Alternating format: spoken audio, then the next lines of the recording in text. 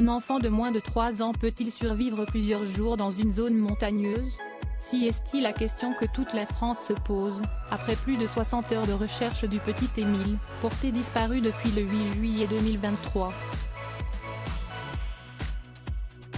Le plus grand risque pour lui? La déshydratation d'après les médecins.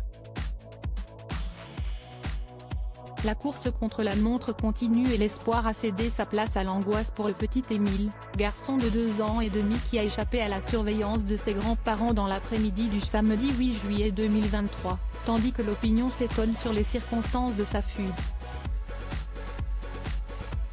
Les battues sont terminées et un nouveau dispositif de recherche a été mis en place, plus ciblé. Pendant que les autorités, proches et bénévoles s'affairent pour retrouver l'enfant, des questions émergent sur le cadre dans lequel il se trouve. Peut-il surmonter le risque le plus grand auquel il fait face, la déshydratation? Le Parisien a mis en lumière les avis de différents spécialistes pour tenter de mieux appréhender la situation périlleuse dans laquelle se trouve ce garçonnet dans le Haut-Vernay, dans les Alpes de Haute-Provence. Le profil de l'enfant disparu, même jeune, peut laisser espérer qu'il peut survivre dans ce milieu escarpé, voire montagneux. En effet, il vient d'une famille de randonneurs et est un bon marcheur.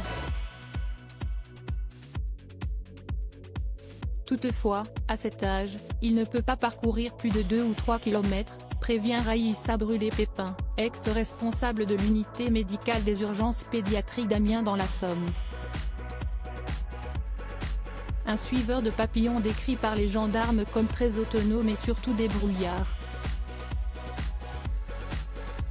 Un petit homme qui peut montrer beaucoup de résistance comme on a pu le voir après des tremblements de terre ou l'incroyable périple des jeunes survivants d'un crash d'avion en Amazonie, mais le temps passe et les espoirs de miracle s'amenuisent considérablement car nous en sommes à plus de 60 heures de disparition. La priorité de l'enfant est, pour tous les médecins, son hydratation, mais comment peut-il réussir à trouver de l'eau? De l'eau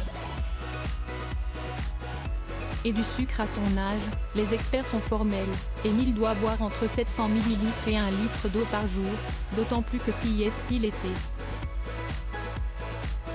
La chaleur diminuant la nuit dans la région devient alors une alliée pour l'enfant tout comme le caractère ombragé des lieux, mais cela ne suffit pas, il doit trouver de l'eau. Les petits ont des réflexes. Ils savent exprimer leur soif et s'il y a un cours d'eau, il a pu aller boire, précise Sylvie Hubinois, pédiatre à Saint-Germain-en-Laye. Mais le danger, si aussi qu'il tombe dedans. Que se passerait-il s'il ne trouve pas de quoi boire? Ce manque d'eau peut provoquer un œdème cérébral et un coma, indique la docteure Aïssa Brûlé-Pépin. Demeure aussi la question de la nourriture et surtout de la glycémie, car sans sucre pour alimenter son cerveau, un enfant ne peut résister plus de 2 à 3 jours.